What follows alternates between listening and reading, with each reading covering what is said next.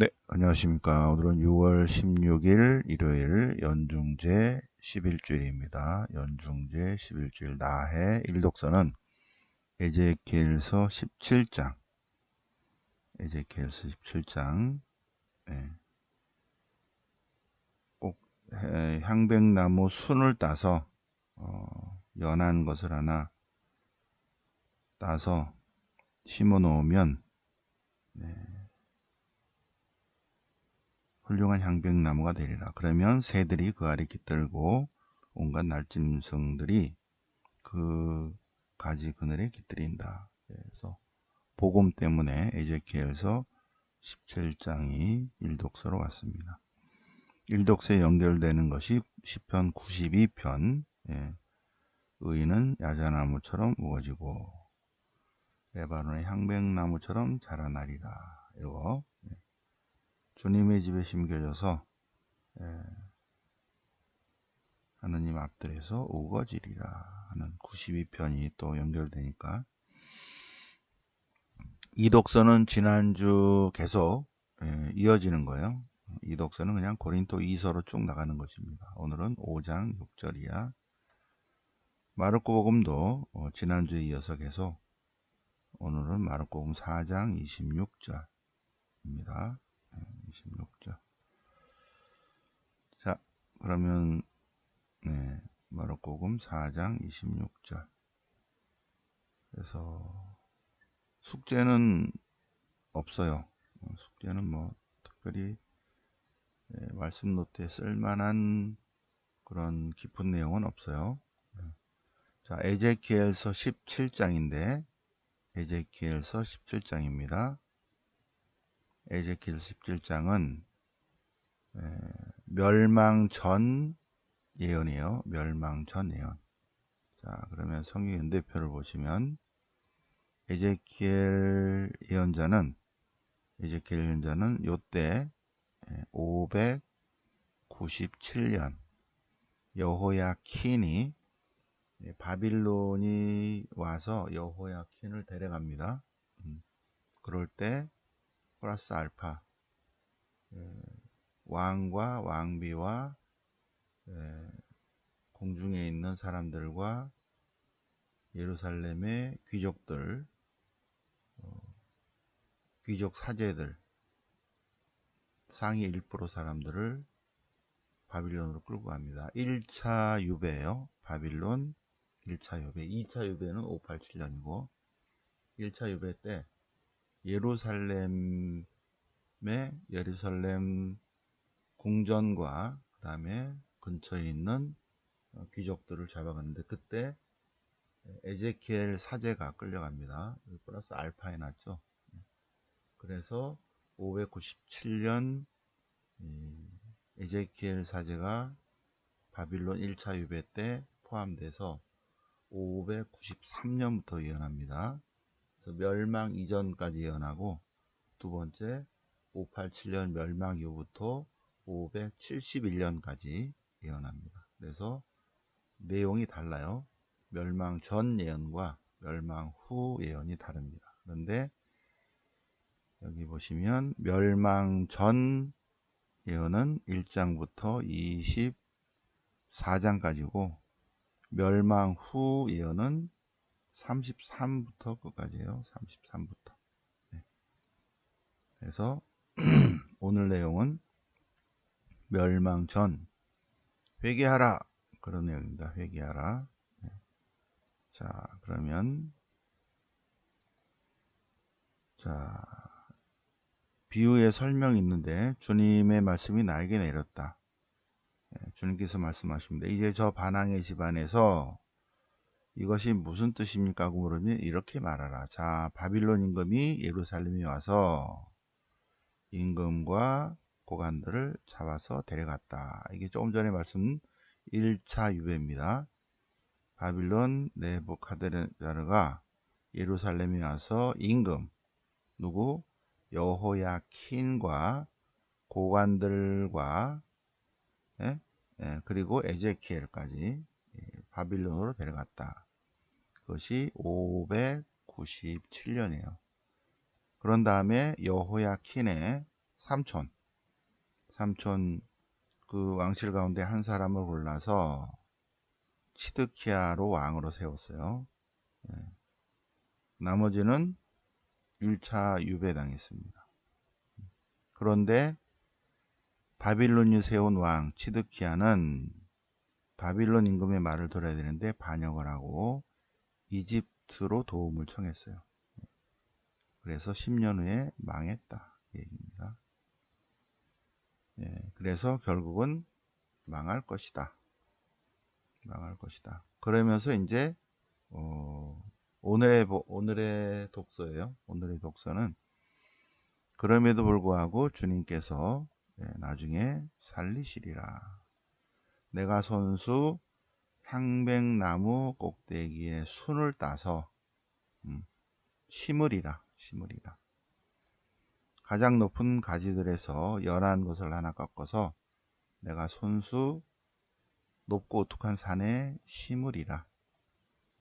그래서 그것을 심어 놓으면 햇가지가 나오고 열매를 맺어서 훌륭한 나무가 되리라. 그러면 온갖 새들이, 온갖 날짐승들이 그 가지들에 깃들이리라. 그래서 주님께서 높은 나무는 낮추고 낮은 나무는 높이고 푸른 나무는 시들게 하고 시든 나무는 무성하게 하리라. 그러면 온 세상 모든 존재가 야훼가 주님임을 알게 되리라는 주님의 말씀입니다. 네. 자, 에제키엘서 기왕 나온 김에 18장도 볼까요? 18장. 에제키엘서 18장. 하느님의 정의와 개인의 책임. 우리가 지난 월요일에 공부한 거예요. 에제키엘 시대부터 자꾸 사람들이 조상 탓을 합니다. 조상들이 죄를 지어서 유배당했다. 그러니까 주님께서 너희는 어찌하여 아버지가 신 포도를 먹으면 아들의 이가 시다. 그런 속담을 말하느냐. 그렇지 않다. 이제부터 다시는 이 속담이 이스라엘에서 말하지 않으리라. 조상이 죄를 짓는다고 후손이 죄값을 받는다. 그렇지 않다. 죄 지은 자만 죽는다. 어떤 사람이 의로워서 의인이 공정과 정의를 실천하면 그는 의로운 사람이니까 산다. 근데 그 사람이 아들을 낳았는데 그 아들이 아버지가 의롭다고 아들이 의롭냐? 근데 그 아들이 폭력을 휘두르고 주님을 거역했다. 그러면 그는 죽는다. 아버지가 의인이라고 아들이 죄를 짓는다고 그렇지 않다. 그는 죄값을 치른다. 죽은 책임은 자신에게 있다. 그런데 그 사람이 다시 아들을 낳았는데 아버지가 지은 죄를 보고 깨달아서 주님의 법규를 지킨다. 그러면 그는 아버지 죄 때문에 죽지 않고 그는 산다. 자, 아들이 공정과 정의를 실천하면 살고 죄 지은 자만 죽고 아들은 아버지의 죄값을 짊어지지 않고 아버지는 아들의 죄값을 짊어지지 않는다.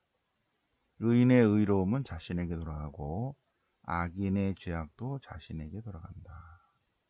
죄 지은 자만 죽는다. 그러니 이스라엘아 회개하라. 새 마음과 새 영을 갖추어라. 회개하라. 그러면 살리라. 이렇게 에제키엘서 17장 같이 공부해 보셨습니다. 18장까지 해봤어요. 오늘은 이쪽이 오늘 독서입니다. 자, 그러면 시편은 시편 92편 안식일 시편 시편 92편 잠깐 노란색이 됐지. 자,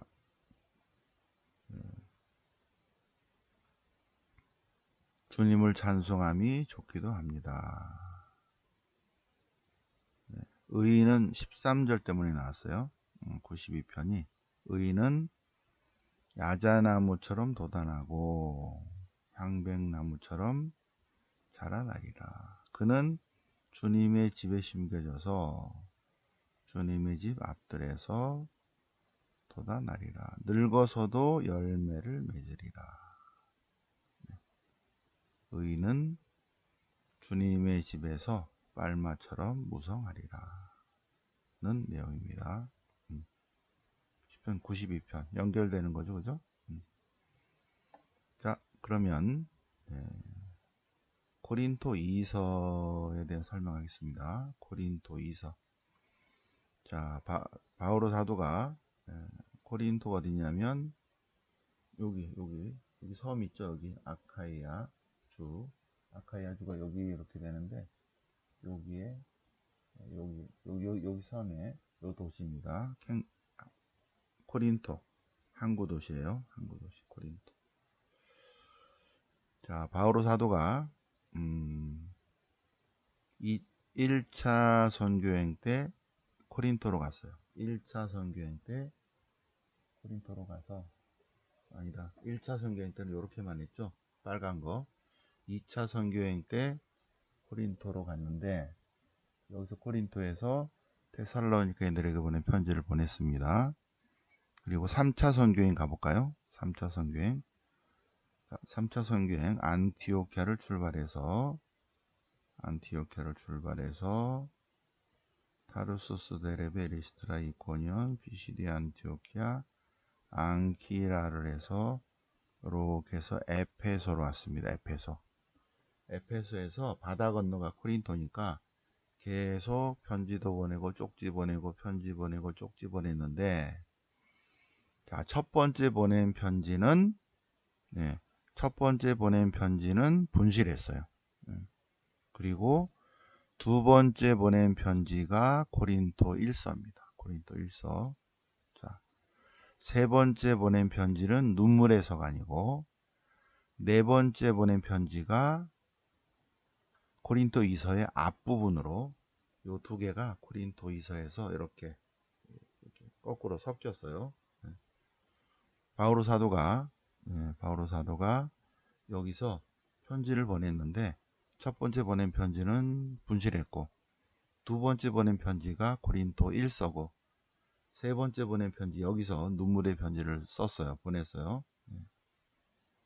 여기서 세 번째 보낸 편지를, 세 번째 눈물로 쓴 편지를 보냈어요.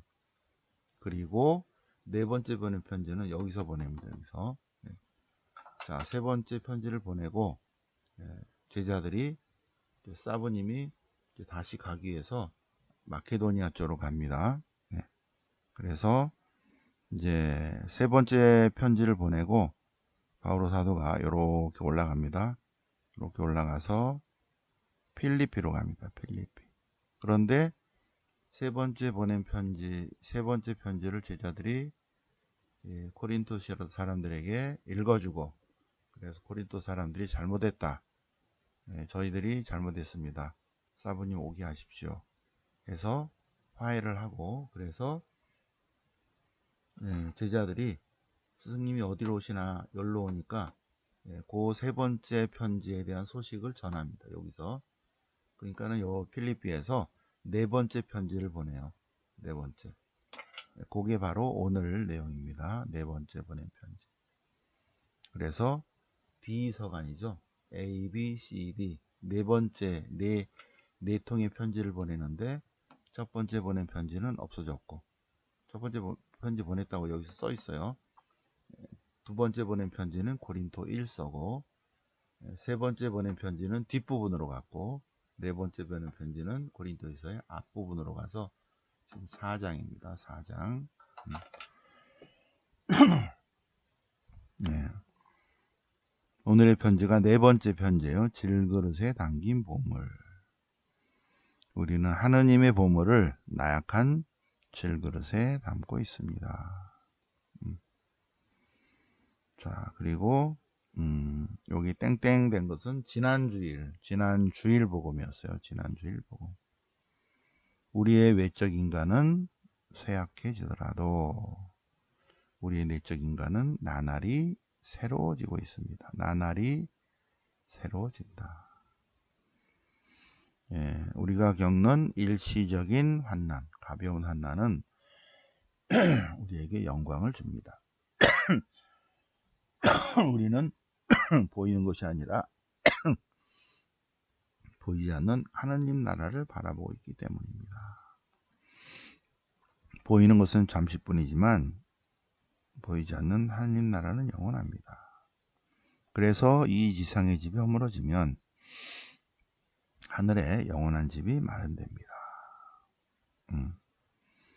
그러므로 이제 이게 오늘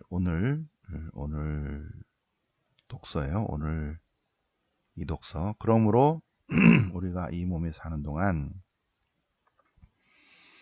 언제나 확신에 차 있습니다. 확신에 차 있습니다. 보이는 것이 아니라 보이지 않는 믿음으로 살아가기 때문입니다. 확신에 차 있습니다. 주님께서 구원해 주시리라. 그래서 우리는 세속을 떠나서 항상 주님과 함께 사는 것이 더 낫다고 생각합니다. 그래서 우리는 주님 마음에 들고자 애를 쓰는데 올바른 그리스도적인 가치관을 갖고 산다. 왜? 우리는 모두 주님의 심판 때에 언젠가는 다 나가야 된다. 종말 심판에 앞에 서야 된다. 주님의 심판대 앞에 서야 된다. 그래서 그동안의 한 일에 따라서 심판받는다. 그죠? 저마다 좋은 것이든 나쁜 것이든 몸으로 한 일에 따라 갚음을 받게 된다. 그리고 요 다음은 이제 다음 주 거예요. 다음 주 거. 14절부터는 다음 주 독서니까 또 다음 주에 보도록 하고, 우리는 언젠가 그리스도 심판대에 나가야 되는데 우리는 우리가 한 일에 따라서 심판받는다. 자, 그러면 여기 다 그래서 네 번째 편지를 저기서 보냈고요. 자, 오늘 복음 보겠습니다. 복음은 마르코복음 3장 4장입니다. 4장 3장에서 손이 오그라든 사람을 고치시고 군중이 호숫가로 모여듭니다. 예수님께서 12사도를 뽑으시고, 이게 이제 지난주 복음이었어요. 베엘제불에 관해서. 그리고 또 두 번째 베엘제불에 관한 내용은 다르고, 그래서 매일미사책으로 보지 말고 항상 성경 본문을 보세요. 요 내용은 요 내용이고 이 내용은 이 내용입니다. 예수님의 참 가족 두 스토리가 있는 거죠. 지난주 복음에 첫 번째 내용은 베엘제불에 관한 거, 두 번째 내용은 사람들이 스승님의 어머님과 형제들과 누이들이 친척들이 밖에 있습니다. 진짜 형제가 아니에요. 진짜 누이가 아니라 유다 공동체는 친척들도 다 형제예요. 그리고 누이들이고, 그러니까 우리가 미사 때 맨 처음에 어떻게 해요? 형제 여러분 이렇게 되죠. 다 한 식구가 아니잖아요.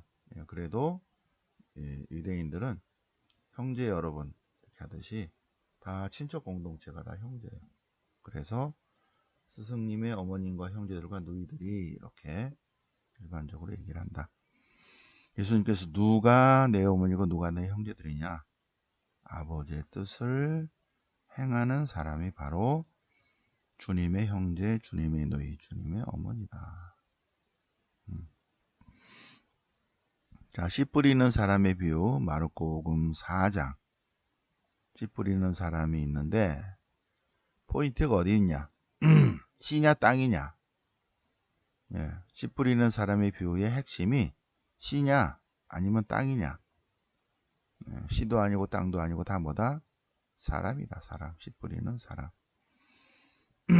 자, 그래서 씨 뿌리는 사람의 비유 설명. 자, 등불에 관해서 있고, 오늘 복음은 저절로 자라는 씨앗의 비유입니다. 저절로 자라는 씨앗의 비유. 하느님 나라는 이렇다. 하느님 나라에 관한 비유입니다. 하느님 나라는 이렇다. 하느님 나라 어떻다? 저절로 자라는 나무와 같다. 어떤 사람이 땅에 씨를 뿌리면 밤에 자고 낮에 일어나고 하는 사이에 씨는 저절로 싹이 터서 자란다. 사람은 어떻게 되는지 모른다. 땅이 저절로 열매를 맺게 한다. 곡식 익으면 그 사람은 낫을 댄다. 저절로 자라는 씨앗. 저절로 자라는 씨앗의 비유. 하늘나라는 이렇다는 것입니다. 두 번째 비유. 하늘나라는 겨자씨와 같다. 하늘나라에 관한 비유입니다. 겨자씨와 같다. 겨자씨는 우리가 이렇게 모래 있죠, 모래. 녹색으로 된 모래 정도 돼요, 겨자씨는. 그런데 그것을 심으면 지중해 연안, 이렇게 비도 좀 오고 그런 데서는 2m까지 자란다 그래요. 2m까지. 그래서 가장 작은 씨가 가장 큰 나무가 되는, 씨 중에서 가장 작은 씨는 아니죠. 더 작은 씨도 있지만 눈으로 보기에 작은 것이 엄청나게 크게 자란다.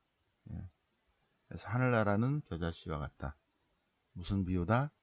하느님 나라의 시작은 아주 미미하지만 종말에는 엄청난 위력을 발휘한다.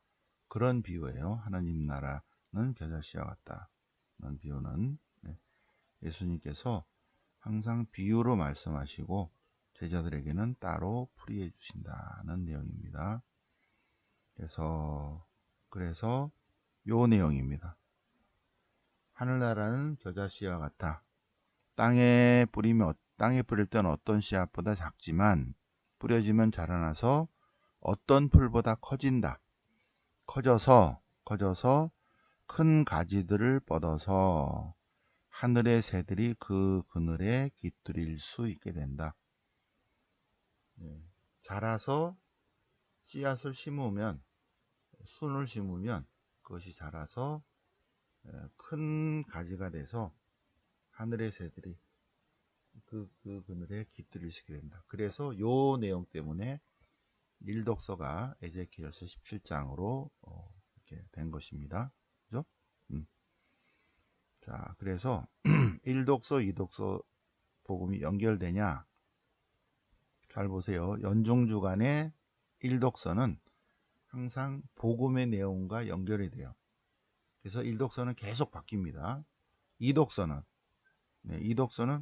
그리고 계속 바뀌고 여기에 맞는 것이 시편으로 따라와요. 그런데 2독서는 지난주도 고린도이서, 이번 주도 고린도이서, 다음 주도 고린도이서, 내용이 쭉 이어집니다. 쭉 이어져요.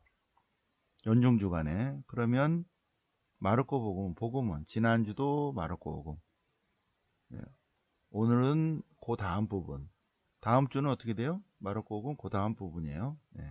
그렇게 된다. 주일 독서와 복음에 관한 내용 잠깐 보셨습니다. 그래서 가나 다해가 서로 다르다. 네. 자, 그래서 오늘은 6월 16일 연중제 11주일이고, 내일은 월요 성경 있고, 화요일은 화요 성경 있고, 목요일은 목요 산피정이 있습니다. 토요일은 토요 성모신심 있습니다. 네.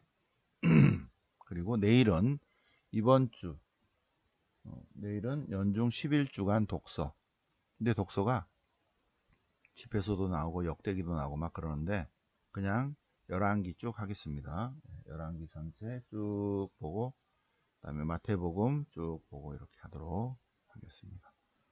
그래서 연중 월화수목 금토 연중 주간은 연중 주간 나름대로 전례가 쭉 독서와 복음이 이어지고, 그다음에 연중 주일은 주일끼리 이어져요. 독서와 복음이. 근데 1독서는 계속 복음에 따라 변하고 2독서와 복음은 쭉 연결된다. 그래서 우리가 쭉 지금 전례 공부를 하고 있습니다. 자, 오늘 연중 제 11주일 연중 제 11주일 독서와 복음 새벽반 공부하셨고, 내일은 월요성경, 화요일은 화요성경에 꼭 오시기 바랍니다. 네, 영광이 성부와 성자와 성령께 정과 지지 항상 영원히 아멘. 성부와 성자와 성령 이름으로 아멘.